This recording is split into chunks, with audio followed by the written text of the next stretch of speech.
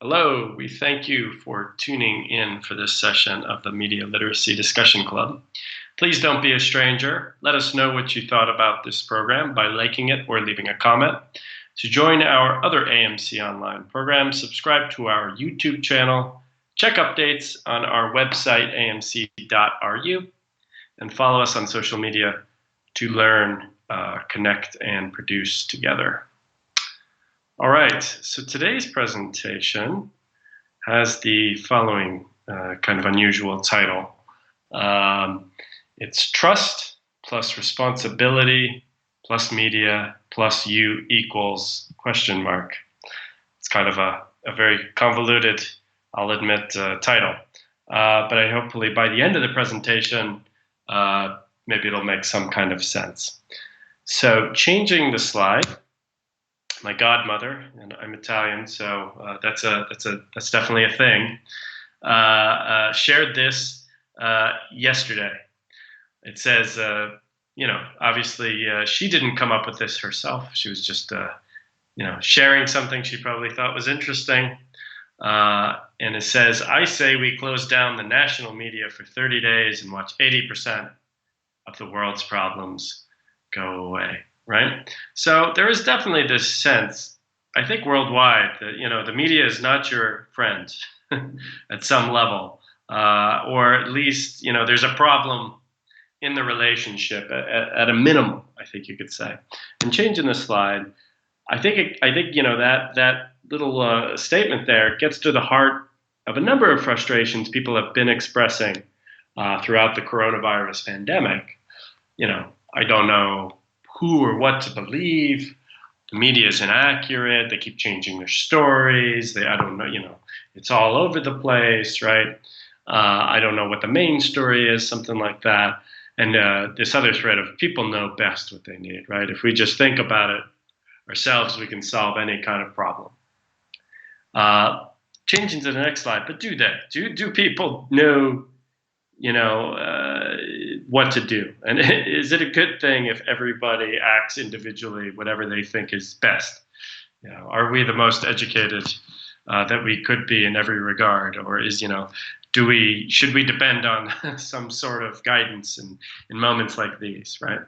I think that a lack of trust in media and institutions which is clearly was a big issue, before we got to COVID-19 situation, has led to a time where, some people are ignoring what the media say altogether, which can lead to a situation where some people aren't informed of much of anything. To give you an example, in a second, I'll give you an example in a second, right? There are some people out there, to change the slide, that don't believe anything anymore, right? For some people, it's much easier to exist in a world where you can, write off whatever you don't like or don't even understand, don't want to understand as fake news. But what challenges does this kind of attitude present? Changing the slide. Recently a friend told me the following, and I've heard iterations of this kind of story multiple times over the last couple of months, and certainly it speaks to a larger kind of issue. So the friend was in a grocery store. A shopper was hovering very close to them in the checkout line, right? But there was no distance. There was no 6 feet, which is what they're generally recommending in the US. There was no 1.5 meters, which is what they've been recommending. It's about the same distance, more or less. My friend reminded the fellow shopper, that they have to keep a sufficient distance from other shoppers.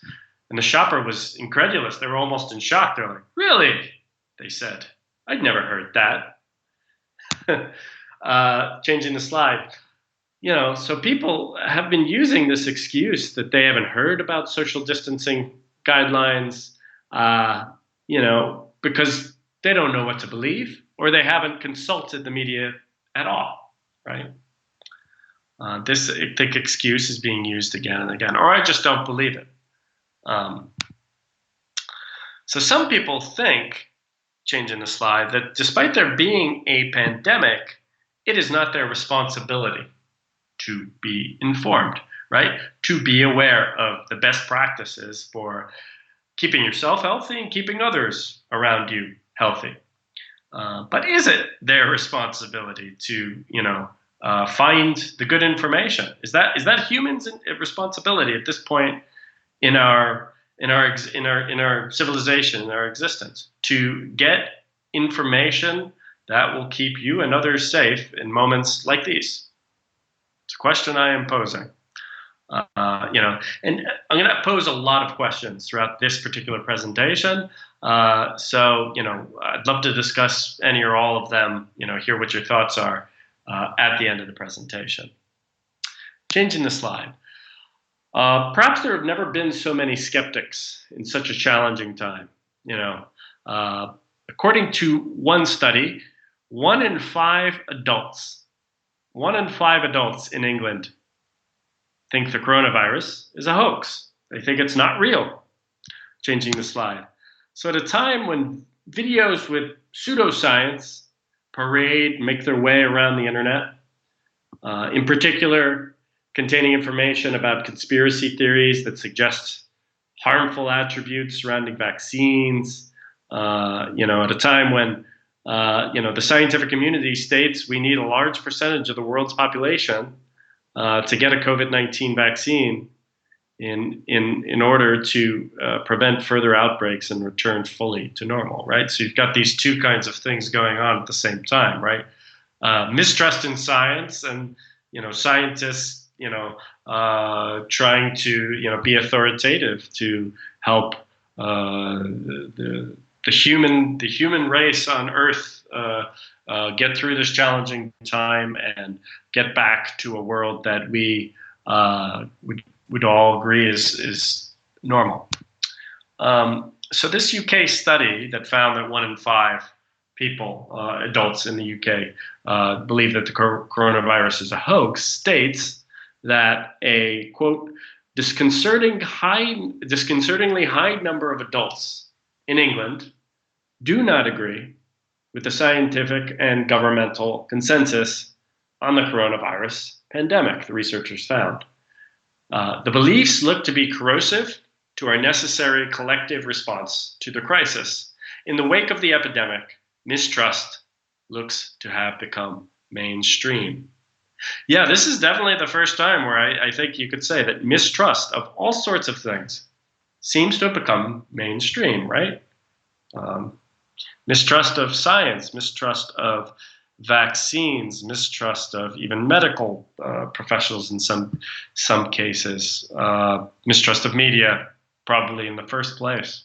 So changing the slide, according to Arlie Hochschild, a sociologist, a very acclaimed sociologist at the University of California, Berkeley, in the absence of trust, you just believe your eyes and the information that you see in your Facebook feed. So what she's referring to is a concept called social trust, changing the slide, which was defined in 2007 by a Pew Research study as a belief in the honesty, integrity, and reliability of others, a faith in people, right? Which these days, if you don't know what to trust, you just you go with what you have access to, right? And if Facebook feeds can be misleading in the best of times, at a situation like now where we're not getting out, barely at all in most cases around the world, that's what you're left up to is what people are sharing. Like, my godmother, for example, et cetera, et cetera. The information we have is what we have access to. And when we've lost trust in the media, we go to our friends on Facebook in some weird ways, right?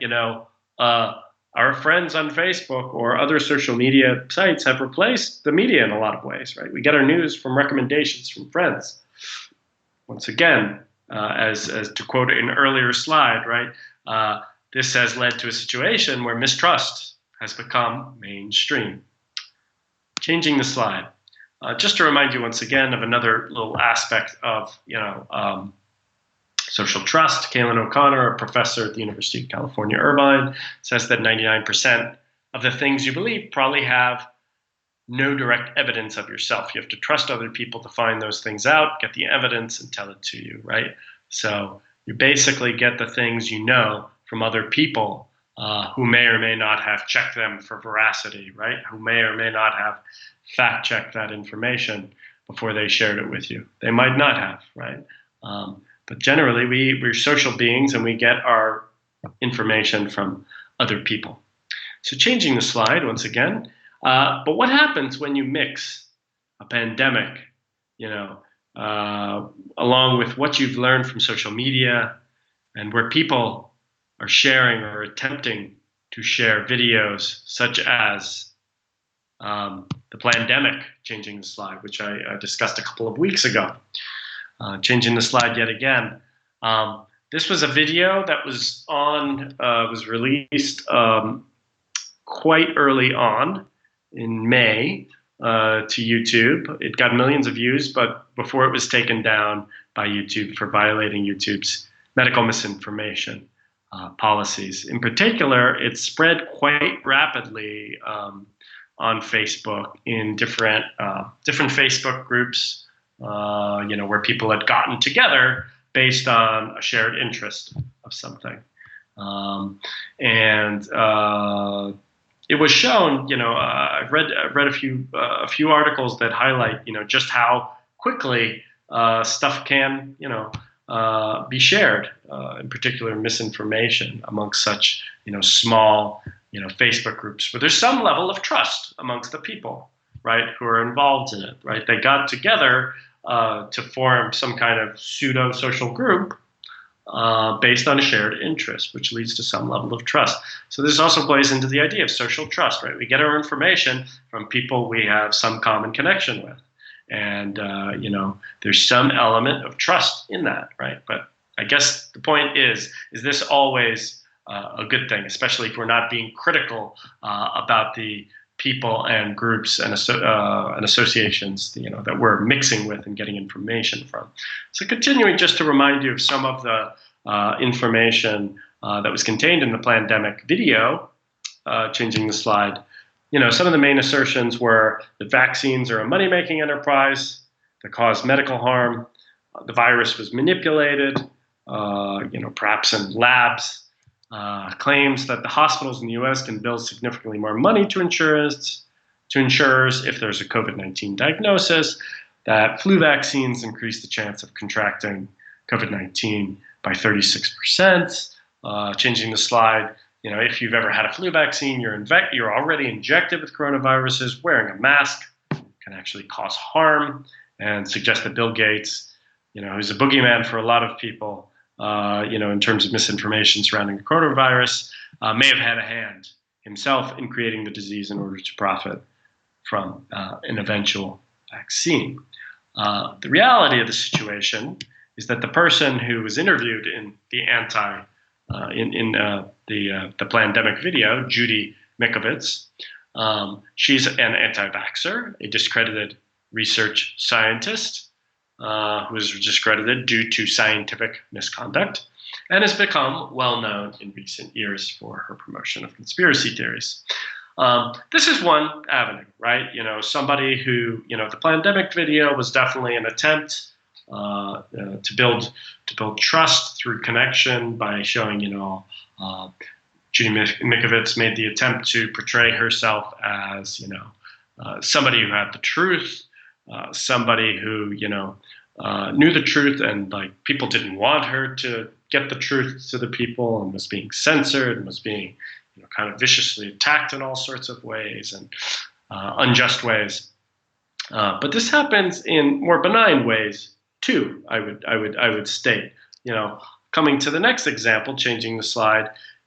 Comedians are trying to increase notoriety at the moment by sharing videos such as this one by J.P. Sears. He had a pretty big moment a couple weeks ago with the video, "What It's Like to Believe Everything the Media Tells You." I've seen him before. He's a satirist for sure, but this video in particular, took off a bit.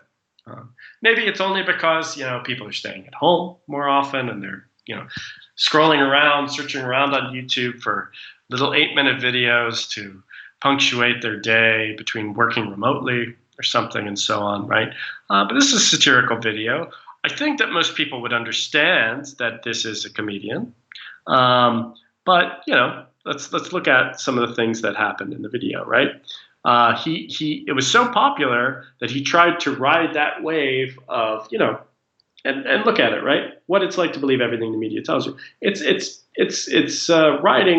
discussing kind of this distrust that people have for the media, right? And trying to, get a little bit of notoriety, a little bit of fame, a little bit of viral sharing, from this moment. And it was so popular that he decided to do an inside my recent viral video about believing everything the media tells you, where he's more or less presents himself as a human. Now, generally, his comedic act is to perform as this, in American parlance, super woke, kind of left-wing activist type person who's got the answers to everything, is quite arrogant, and so on and so forth. So it plays perfectly, really, when he's doing a video about distrust in the media. But I think he milked it even a little bit more to get a few 100,000 extra views here by chatting it up and doing the, kind of essentially what I'm doing here, a live chat with people and answering their questions. So just to give you a little bit of information to change the slide, J.B. Sears is his name. So the pandemic video has been taken down, but this one is still up and available. As of earlier today, it was. In the initial video that he put on, right, which went viral with nearly 4 million views, through satire, he cast doubt on official statistics, organizations such as the World Health Organization. He refers to mysterious agendas, quote unquote, and uses statistics out of context in the form of satire, but seemingly to make a different kind of point. In other words, I do believe there's some element of him wanting to empower those who have doubts. And I think in the video where he kind of talks about his motivations for creating the original video, he definitely expresses this. So right, to change the slide, in the follow-up video, he tries to downplay his responsibility by referring to himself as an quote-unquote idiot, while also riling up the audience and pointing out his strategy for getting around the rules-violating policies that could lead to the video getting taken down. So he's really clear, like, this is what I did to make sure I didn't get censored by social media, and I didn't put it on Facebook because I thought that would lead to me getting my entire Facebook presence taken down, which I can't do, et cetera, et cetera. So that's why I put it on YouTube. He goes into quite a lot of detail about all the maneuvers he took to ensure that he could kind of get away with it, so to speak. He also presents himself as something of a free speech advocate, but all of this while cloaking his speech in the blanket of satire, right? He's just an idiot. He's not somebody to pay attention to me, while at the same time saying, pay attention to me. I got a lot of interesting things to say here. So changing the slide, this strikes me as very 2020, right? This is very much about like this moment in history, right? Someone has an influence and then tries to backtrack and say they don't because it's satire once somebody challenges them on the fact that, hey, you have influence, you have a responsibility, don't you? He's like, no, I'm just an idiot. What do I know? I'm just, nothing to see here, And then, but he freely admits that he gets a lot of joy, a rush from all of the attention, right? He was so excited about the video that went viral that he had to do a follow-up video, essentially, in which he just like basks in a little bit more of the sunshine of the attention he was getting from people. To change the slide, Facebook, for example, initially resisted taking responsibility for its influence and reach, but they have started taking some ownership in the last couple of years for taking responsibility for sharing information, for sharing misinformation.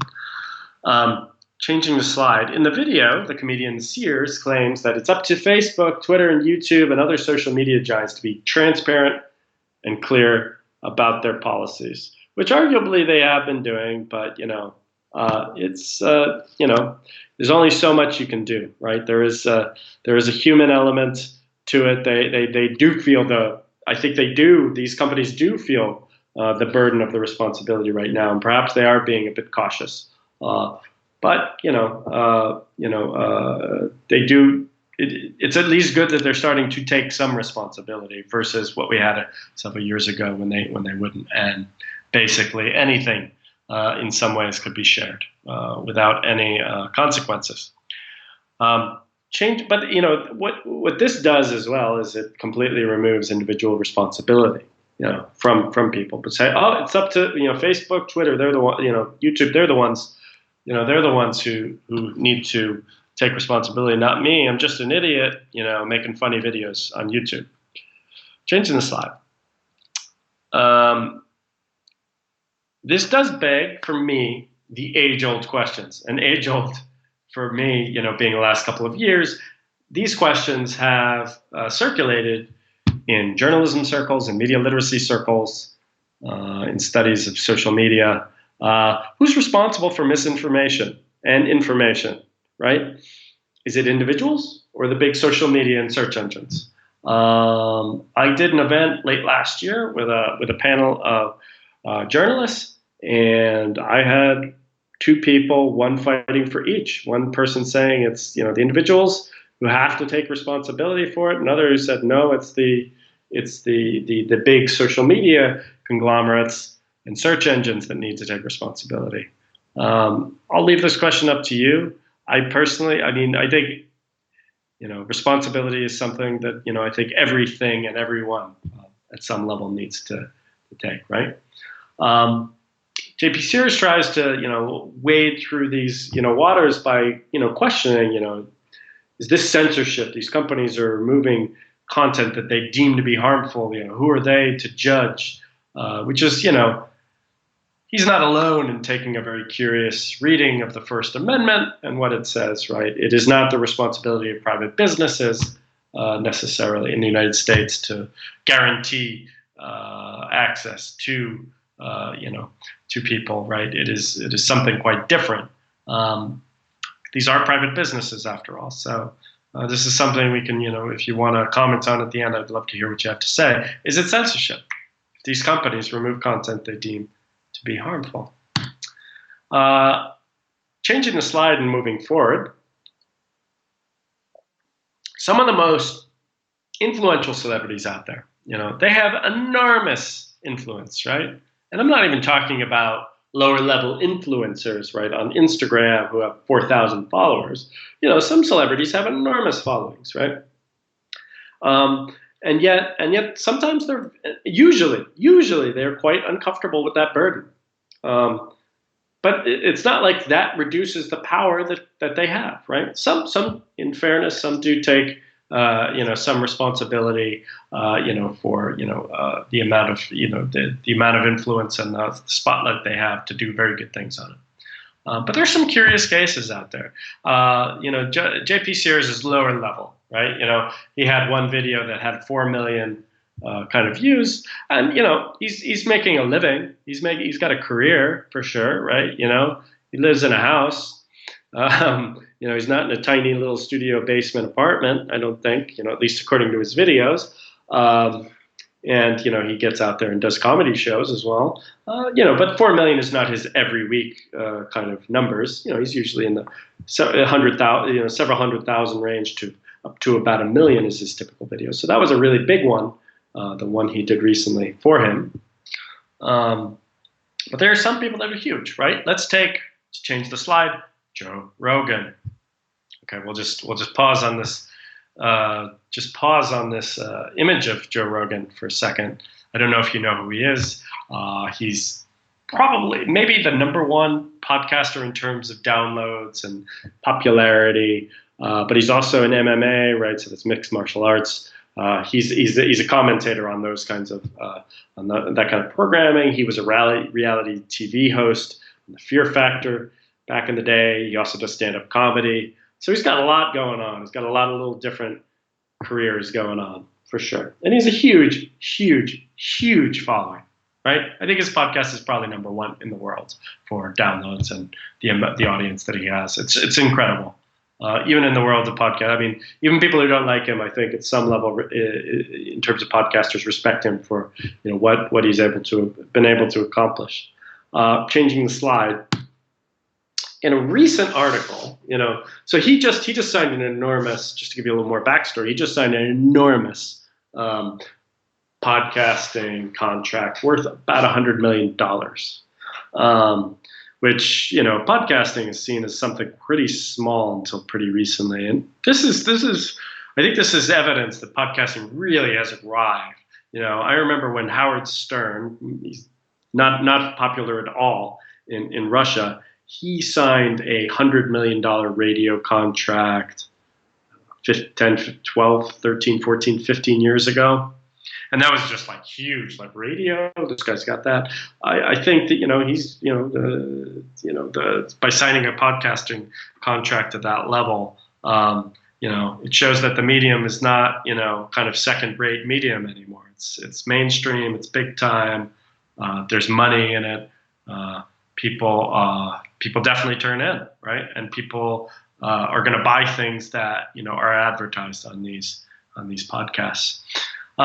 But anyway, so to discuss the success, in a recent article in the New York Times, opinion columnist Barry Weiss, who's acquainted with Mr. Rogan, has appeared on his show before, says, and I quote, "I still find the extent of his popularity mind-boggling. Imagine if I had told you a dozen years ago that the former host of The Fear Factor, an MMA color commentator who loves cool cars and shooting guns and working out, a guy with a raw interview show featuring comedians, athletes, and intellectuals, was more influential than the entire slate of hosts on CNN." This is the actual, changing the slide, the actual article. It's called "Joe Rogan is the New Mainstream Media." It's a powerful thing, right, to think about, right? This podcast, it's at some level, it's interesting to really put podcasting into context. It is a huge medium these days that people, at least in the United States, have elevated to be in the same ranks as other forms of media. But this person is saying, this is the mainstream media. This is where perhaps the majority of people are getting information from, or are getting some kind of listening into conversations, that may or may not be important to, wider debates going on in society, right? Changing the slide. Weiss writes that his success signals a profound shift, or several of them. A shift in what people want to talk about, how they want to hear it, and who they want to hear it from, right? Changing the next slide, she asks, what does Rogan think about his influence? And to quote her, she says, "All the answers are, I don't think about it. And P.S., I'm dumb," he said, as a blanket reply to all my questions. This is both an extremely Joe Rogan thing to say and one of his most effective weapons, a ripcord he can pull whenever his show veers into tricky territory or when he wants to distance himself from some of his interview subjects. "I'm just a comic," he'll say. "The joke's on you if you take anything I say too seriously." Yet, as she suggests, this could be like the new mainstream media, right? This could be where a large percentage of people in the United States are getting information, right? And, this is a similar vein that I see time and time again, right? Once things get challenging, people say, "Oh, I'm just an idiot. Why are you listening to me?"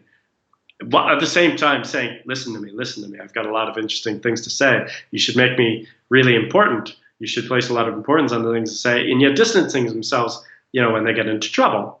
It's the same thing, when, often around the term fake news, it's used when somebody all of a sudden doesn't want to discuss something.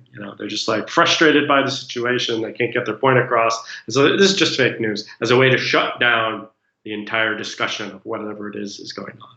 So there's a lot of parallels I see between those two kinds of things, right? This guy's got an enormous influence. Why is he, absolving himself of this responsibility? Changing the slide. Weiss goes on in the article to outline that, and highlight that, Rogan is not dumb at all, obviously. He understands the changing media landscape extraordinarily well. After all, he was able to set a new record in signing his recent $100 million podcasting deal. But he doesn't want to take responsibility at a time when there's declining trust. What does that mean? And I'm not like asking you, I'm not asking, what does it mean exactly, but what does that mean for long-term, what does it mean now and what will it mean in the future? What will it do, when people who have the largest influence in a society potentially, as far as the media is concerned, at the same time, don't want to take any responsibility, for their influence, for their reach, for their power. What does that mean? What will it mean, right? At a time when, trust seems to be, on the decline, right? Mistrust seems to be a mainstream thing. So, changing the slide, peoples and organizations with great influence often are very aware of it, yet they are the first to shirk or say, shirk responsibility, right? No, I don't, basically not accept responsibility. So what does this mean for individuals? Changing the slide. The great thing about social media, undoubtedly, is how democratic it is, right? You can reach people, right? You can reach very famous people. You can get, famous people to answer your questions. This idea of social media is, it's something that probably 50 years ago just couldn't even be imagined. That so many people could have this kind of access, right, to people. And the power of that is, right, you can let people know your opinions, right? So individuals can use it to hold other individuals and organizations to account. You can demand clearer messages and ask follow-up questions, right? You can demand of Joe Rogan when he tries to say, oh, I'm just an idiot, I'm just dumb, I'm not going to take responsibility here, say, Joe, you need to take responsibility. No guarantee it'll work, but social media does provide that platform, that access to be able to really push for it. And as we've seen, there's negative things about social media, but the positive things is they can actually, put a lot of pressure on people, individuals, organizations to consider certain things. So there can be a lot of good in this regard as for social media. Changing the slide,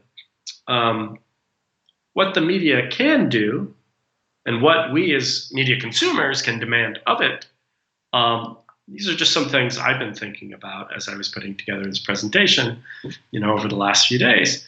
Stop flooding the publications with too many stories and stop responding to everything out there. I really do believe, right, there's a lot of media organizations that really feel like it's their job to collect everything that's out there and print it or, put it up on their website, right? This is one of the main complaints people are having, if media publications and organizations are not listening, is that I don't know what to believe because there's too much information out there, So I think the media's role has to become more selective. Their job is to tell the story, not all of the stories, right? It's about responsibility as well, right? How do you expect media consumers to trust you if you're not giving them the most authoritative information, the best information in terms of what they would need to know, right?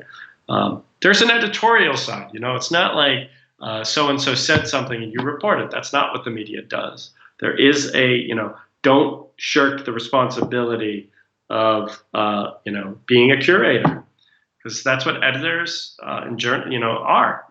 They curate, what's going on out there and present it to the public.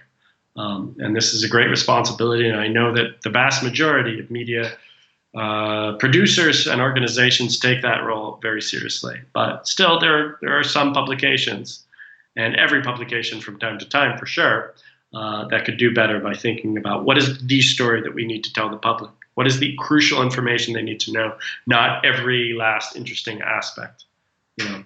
Obviously, it's a very challenging time for the media, right? Never more so than now, right? Where advertising money, revenue is really drying up.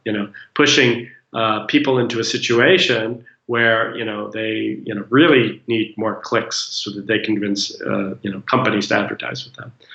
But hopefully, once things get back to normal, try to push the media to return to this idea of you're the curator of the important information that people need to know in order to live healthy, safe, and productive lives. So to do all of this effectively and fend off accusations, to prevent accusations of burying the news, which media is also from time to time, just like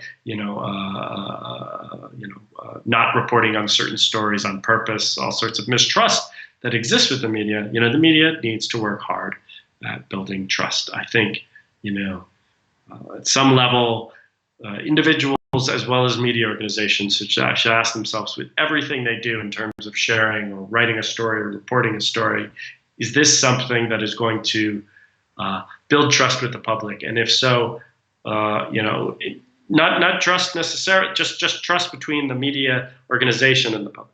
Are we doing a very good job? Are we taking this seriously? Are we asking enough people? Are we asking the right people? Are we getting the best quotes? Are we getting authoritative sources? Are we sourcing it correctly? Are we doing everything we can to admit mistakes, being transparent with how we're reporting the story? These are some things that are necessary to do in order to build trust. And there are some very good media organizations out there doing that, although it's uneven from time to time.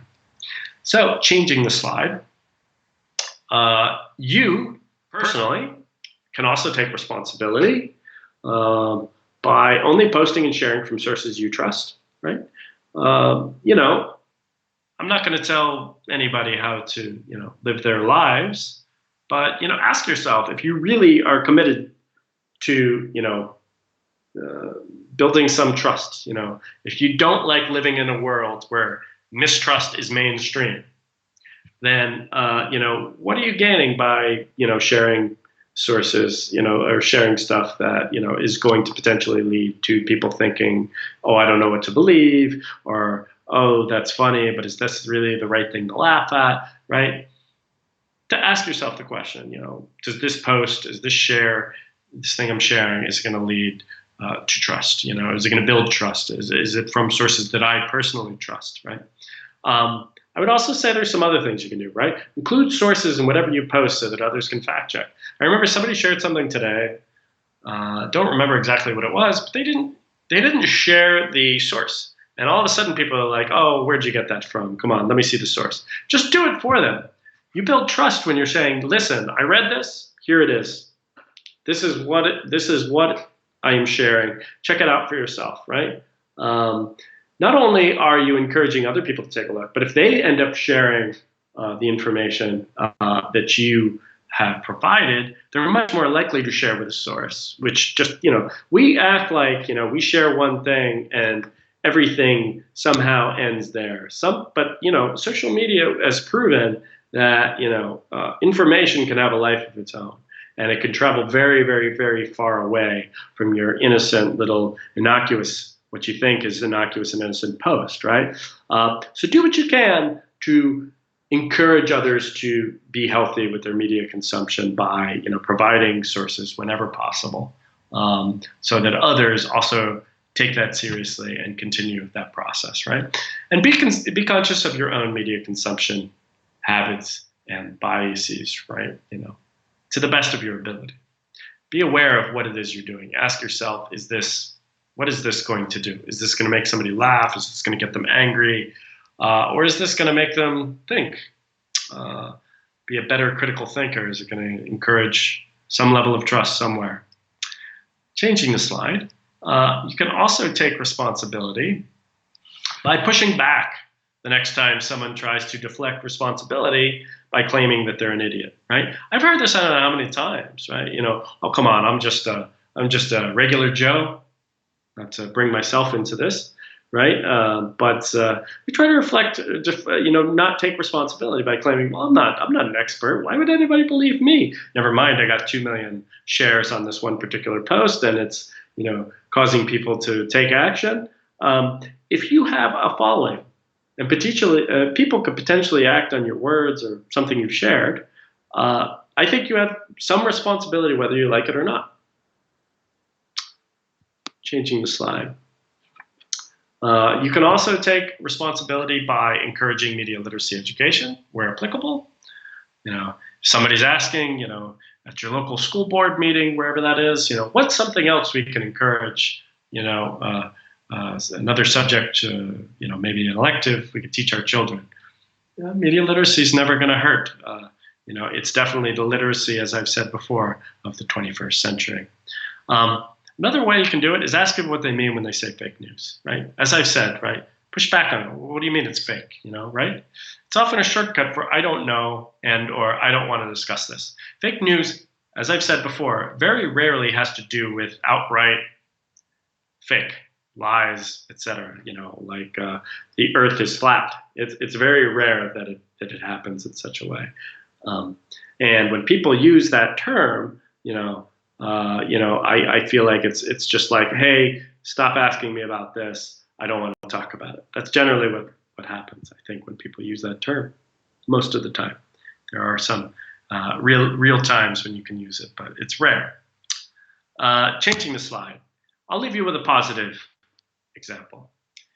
Dr. Ann Zink, who is Alaska's chief medical officer, decided early on in the pandemic to do video conferences for her meetings with the governor of the state of Alaska, and not in person, so that she could set a good example for the state's residents. Changing the slide. During the pandemic, she has become a trusted voice as she urges Alaskans to follow the strict social distancing and other public health guidelines adopted by the state administration, which doctor groups have credited with keeping the state's COVID-19 numbers among the lowest in the United States. Change the slide. People today have begun sharing the hashtag like Zink. That is Dr. Zink right there in Alaska with the mountains in the background and a face mask done on purpose, right? Changing the slide. So Zink has been praised for her ability to connect with Alaskans by projecting calm and empathy. She says Sarah Erkman Ward, an Anchorage communications consultant, right? Anchorage being the largest city in the state of Alaska. We're doing what she's asked us to do because she's encouraging us. She's not threatening us. Changing the slide. So the governor of Alaska has come to trust Zink as an honest broker who presents him with information and choices without advocating for a specific position. You get to me by using data. You don't get to me by using emotion or threats, Governor Dunleavy said. You ask her a question, she's all facts. She's all facts. So changing the slide. So ask yourself, through your media consumption and communication, what can you do to build trust? What can you do to encourage the taking of responsibility for information? And I want to thank you for your attention, and I'm ready to take any comments or questions.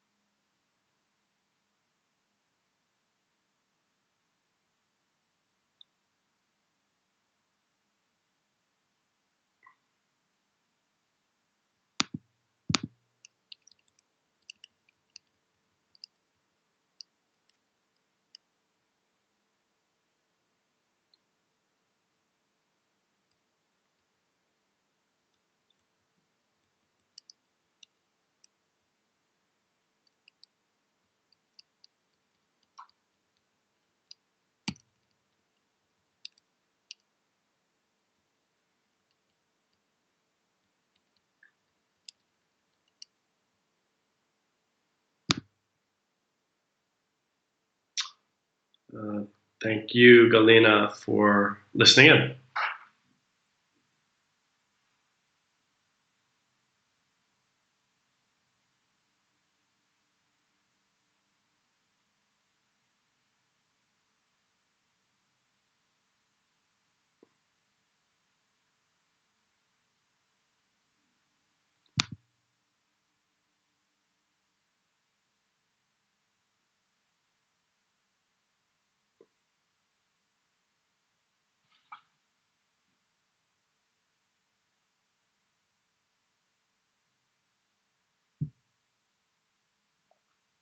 I got a comment from Nadezhda Sokolova.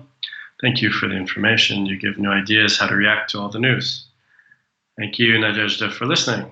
Then got a question from Anastasia Makarova. What do you think about COVID-19 and what do you believe? I don't know how to answer that in one sentence. What do I think about it? It's a big challenge, for sure. And I take it pretty seriously, for sure. I definitely think it's something that, the closer it is to you, the more people are willing, believe in it, but I definitely think it's a very serious thing. Certainly because, most of my family members are in high risk categories due to age or some kind of comorbidity. I generally believe that I read a lot of news, an incredible amount of news, as you can imagine. And I generally believe it's a very serious threat to the world. And, the one thing that we do know is that we don't know what it's exactly things are going to, how it's going to all end, right? We don't know when it's going to end exactly, how long the vaccine's going to take. I do think that those are, vaccine's going to be an important milestone towards getting back to normal. But it's a very unpredictable, uncertain situation. And as a health challenge, it's something, I don't think that the world has experienced in a century. So those are my very, very basic thoughts. But, I think I've got I think why I'm not, I've been pretty calm throughout it, is because I've got a lot of, news sources and organizations that I trust. Before this, pandemic came along, I had news organizations that I trust quite a lot. I understand the profession of journalism obviously quite well. Previously, years ago, I was a journalist and editor. I trust certain, I know what good information looks like, and I trust the information I generally consume. And I know what, bad information can look like. And so this helps me in a time like this really find the information that gives me a sense of what's going on, right? Because this is something. If there's anything we know about COVID-19, it's we're not going to know everything until it's done.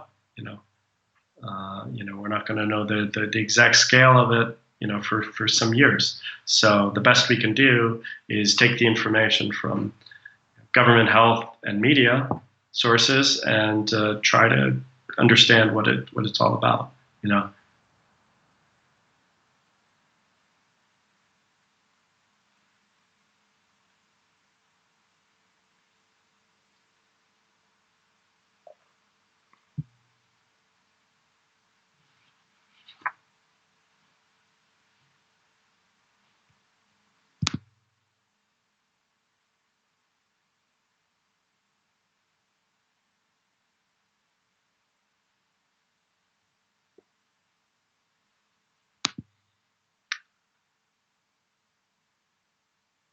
Thank you for listening, Anastasia.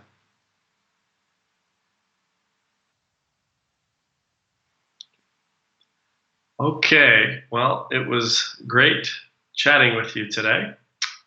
So we thank you for. Oh, okay. There's another question came in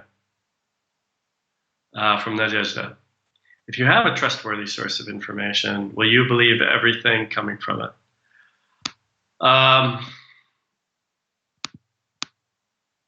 The thing is, I have the fortunate, I've been a journalist before. I know what goes into putting an article together. And, journalists oftentimes are trying with the best of their ability to put together a coherent picture of what's going on.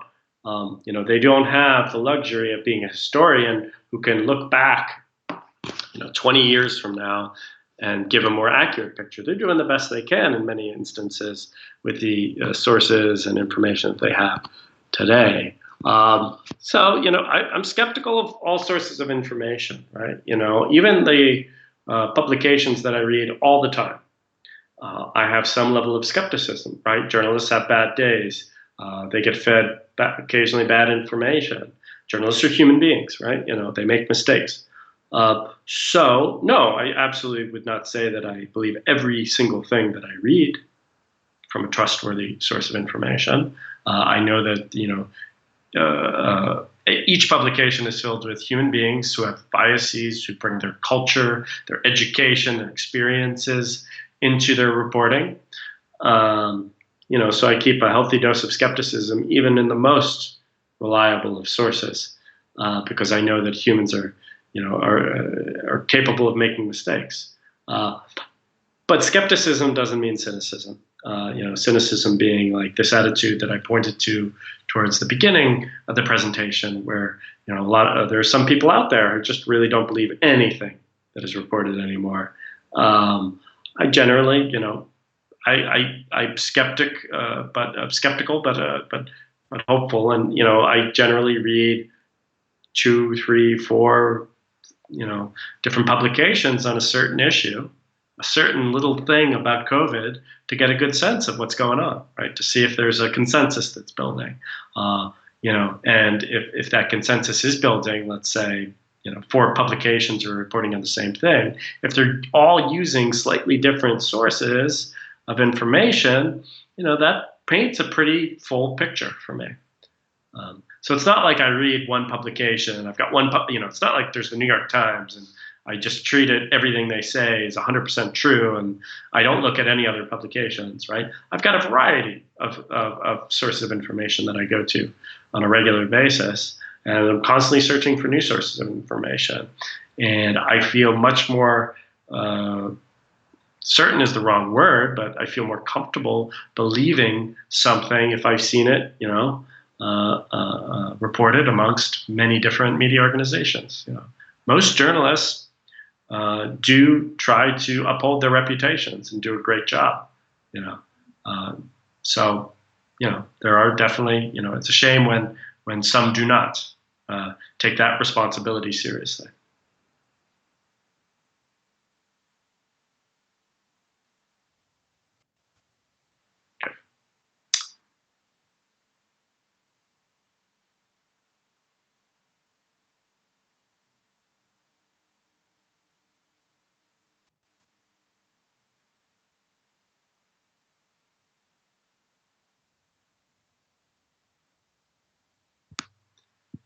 All right. Well, it's been great to talk with you today.